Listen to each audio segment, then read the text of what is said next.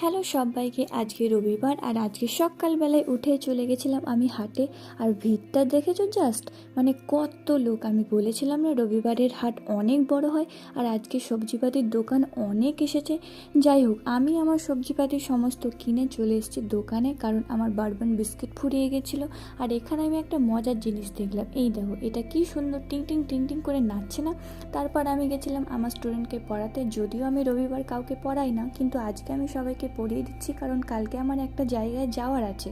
তারপর দুপুরবেলায় আমি এটাকে রং করতে বসেছিলাম।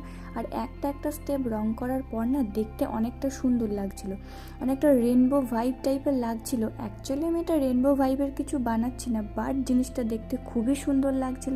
আর শেষ পর্যন্ত রং করার পরে আমি তোমাদের দেখাবো কতটা সুন্দর লাগে। আর এই পাকা বুড়িটাকে দেখো, ওর থেকে ওর ব্যাগ বেশি বড়। আর এই হলো আমার পুরো রং করার ভিডিওটা। কেমন হয়েছে